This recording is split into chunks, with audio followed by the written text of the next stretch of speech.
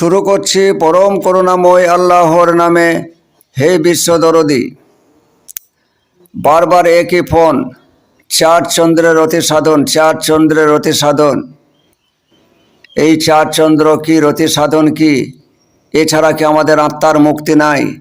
বিশেষ করে বাংলাদেশ এবং আসাম থেকে এই ফোন আমার কাছে বেশি আসে। চার চন্দ্রের রতি সাধন। যখন তাদেরকে ঘুরিয়ে আমি প্রশ্ন করি, চার চন্দ্রের রতি সাধন বলতে আপনি কি বোঝাইতে চাইছেন, কি বলতে চাইছেন, আপনি একটুখানি আইডিয়ার আমাকে দেন। এবং তার মধ্যে যেটা আমি পেয়ে থাকি সেটা দেখি কাম তত্ত্বের ব্যাপার নিয়ে তারা বলে থাকে। দেহকেই সর্বসর্বা করে ফেলেছে, যেখানে কোরআনে এর কোনো ইঙ্গিত নাই। যেখানে কোরআন দেহ বোধের কথা ছাড়তে বলেছে, দেহ সুখের কথা ছাড়তে বলেছে, উচ্চ চেতনা বোধকে কাজে লাগাতে বলেছে, মানুষের মনুষ্যত্বকে জাগিয়ে তুলতে বলেছে, বিশ্ব সেবক হতে বলেছে, সেখানে শুধু চার চন্দ্রের রতি সাধন, চার চন্দ্রের রতি সাধন। দেখুন, আমি মাঝে মাঝে বলে থাকি যে আমলের কথা আপনারা বলেন, আমল আপনারা করুন, তবে ধর্ম এত কঠোর বা এত কঠিন নয়।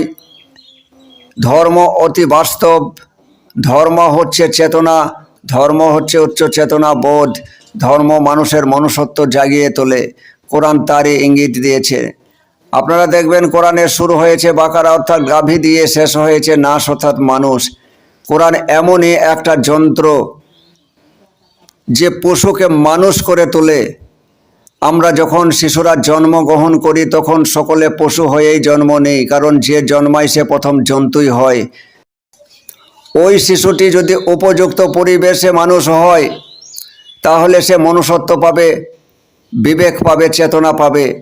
যদি উপযুক্ত পরিবেশে তৈরি না হয় তাহলে পশুত্ব স্বভাব তার থেকেই যাবে। তা উচ্চ চেতনা বোধকে জাগানোর জন্য কোরআন অনেক ইঙ্গিত করেছে। চার চন্দ্রের রতি সাধন, চার চন্দ্রের রতি সাধন কোথায় পেলেন? কোরআনের কোথায় আছে চার চন্দ্রের রতি সাধন সম্বন্ধে? চার চন্দ্র রতি সাধনের নামে একটা দেহে কাম তত্ত্বের খেলা খেলছে এবং কাম তত্ত্বের মধ্যে দিয়েই, কামের মধ্যে গিয়ে তারা সাধক হতে চাইছে। কিন্তু দেখুন, এই দেহ কখনোই সাধক হবে না, দেহ কখনোই সাধক হয় না। দেহের ক্ষুধা লাগলে তাকে খেতে দিতে হবে, ক্লান্ত হলে তাকে ঘুমোতে দিতে হবে।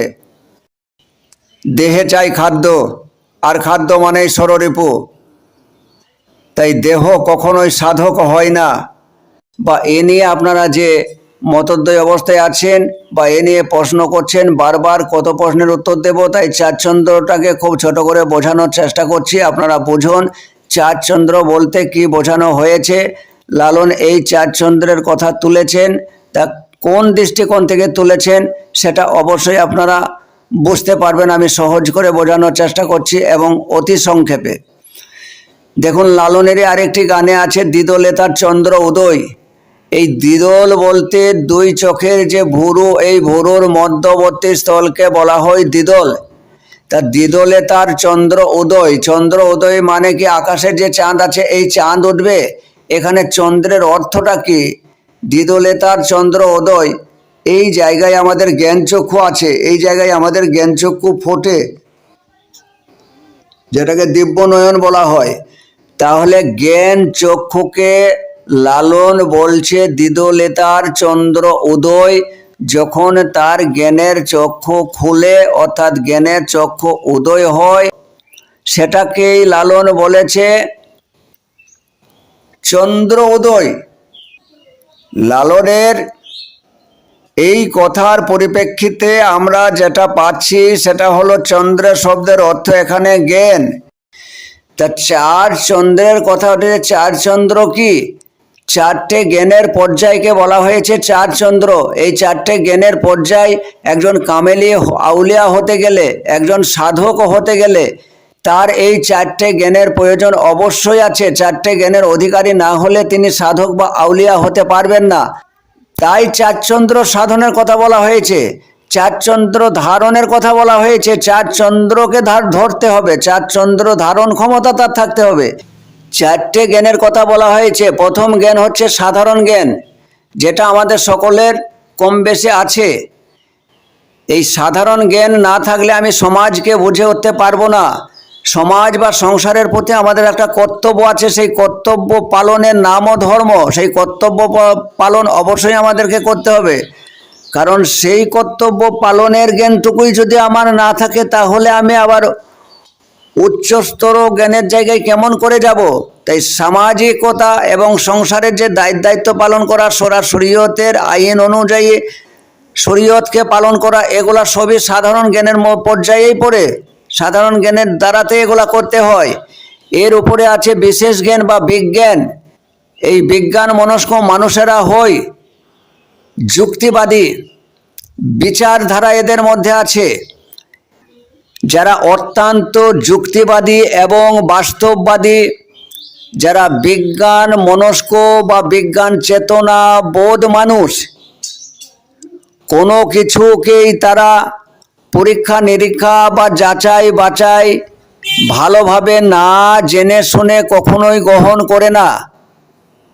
এই রকমের জ্ঞানী যারা, তাদেরকেই বলা হয় বিশেষ জ্ঞানের অধিকারী। তারা বিজ্ঞান, এই পর্যায়ের জ্ঞানকে বলা হয় বিজ্ঞান। এই জ্ঞানের অধিকারীও একজন কামেলি আউলিয়াকে হতে হয়। যেমন থাকতে হয় তার সাধারণ জ্ঞান, সামাজিকতার জ্ঞান, তদ্রূপ এই বিচারধারার যুক্তিবাদী বাস্তববাদী বিজ্ঞান চেতনা বা বিজ্ঞান মনস্কা একজন সাধককে হতে হয়। এই পর্যায়ের জ্ঞানও তার থাকতে হয়। এর ঊর্ধ্বের যে জ্ঞান আছে সে জ্ঞান হচ্ছে আত্মজ্ঞান। বিজ্ঞানের ঊর্ধ্বে যে জ্ঞান, সেই জ্ঞানকে বলা হয় আত্মজ্ঞান।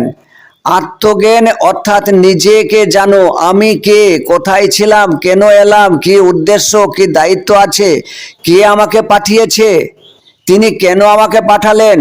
নানান প্রশ্ন উঠবে, নানান প্রশ্ন অন্তরে উঠবে এবং অন্তরের মধ্যে তার সমাধান করতে হবে। নিজের আত্মসমালোচনা করতে হবে। গোটা জগৎকে বদলানোর দরকার করে না, নিজেকে বদলাতে হবে। নিজে বদলে গেলেই জগৎ বদলাবে, একথা মৌলানা জালালউদ্দিন রুমি বলেছেন। তিনি বললেন, আমি যখন বুদ্ধিমান ছিলাম তখন জগৎটাকে বদলাতে চেয়েছিলাম, কিন্তু আমি যখন জ্ঞানী হলাম তখন নিজেকে বদলালাম।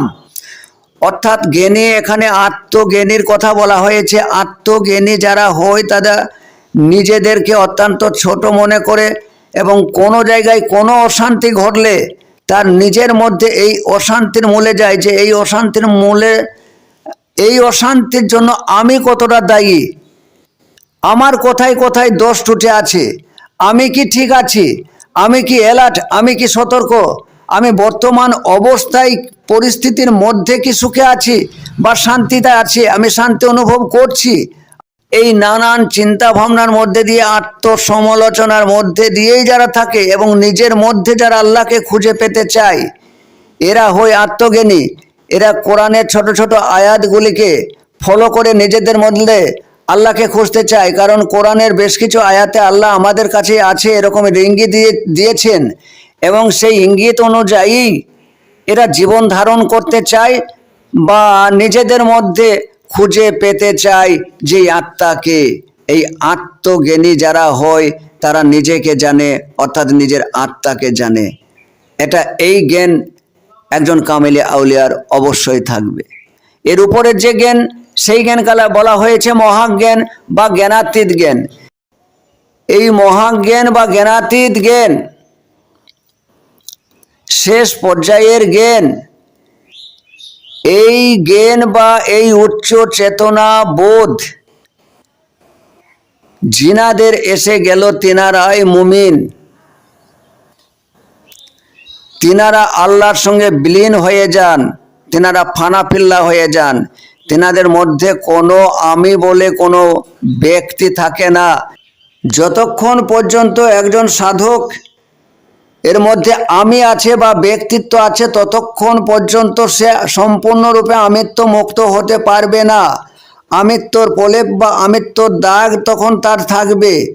যখন এই আমিকে শেষ করে ফেলে, আমিকে মেরে ফেলায়, অর্থাৎ ব্যক্তিত্ব নাশ হয়ে যায়, তখন ওই সাধক আল্লাহর সঙ্গে বিলীন হয়ে যায়, আল্লাহর সঙ্গে ফানাফিল্লা হয়ে যায়, একেবারে বাঁকা বিল্লার পর্যায়। এই পর্যায়টাকে বলা হয়েছে মহাজ্ঞান বা জ্ঞানাতীত জ্ঞান।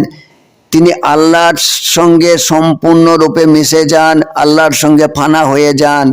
একজন মহান সাধক হতে গেলে, মহান আত্মজ্ঞানী হতে গেলে, আল্লাহর নৈকট্য পেতে হলে, আল্লাহর সঙ্গে বিলীন হতে গেলে এই চার চন্দ্রর অর্থাৎ এই চার প্রকারের জ্ঞান হওয়ার জন্য বিভিন্ন প্রসেস পদ্ধতি আছে, বিভিন্ন সাধন আছে, মুশাহিদা মুরাকাবা আছে, ধ্যান অনুশীলন আছে, প্রাণায়াম আছে, কুম্ভক আছে, বিভিন্ন পর্যায় আছে। বিভিন্ন পর্যায়ের মধ্যে দিয়ে একজন সাধককে উচ্চ পর্যায়ের জায়গায় যেতে হয়। নানান গবেষণার মধ্য দিয়েই তাকে জীবন অতিবাহিত করতে হয়, তবে সে চার চন্দ্র অর্থাৎ চার জ্ঞানের অধিকারী হতে পারে। তাই চার চন্দ্রের নামে যে নারী তত্ত্ব চলছে, যে কাম তত্ত্ব চলছে, এক শ্রেণীর মানুষ এটাকেই প্রাধান্য দিয়েছে। আমার কোরআন কখনো ওই জিনিসকে প্রাধান্য দেয়নি। শুভ বুদ্ধি সম্পন্ন মানুষেরাও কখনো ওই জিনিসের প্রাধান্য দেবে না, কারণ শুভ বুদ্ধি সম্পন্ন মানুষেরাই আমার মহান আল্লাহর দাস হতে পারে, তারাই সাধক হতে পারে, তারা জ্ঞানেরই প্রাধান্য দেবে। তাই চার চন্দ্র রতি সাধন নামে যা সমাজে চলছে সেটা নোংরামি। আজ এখান থেকেই থাক। খোদা হাফেজ।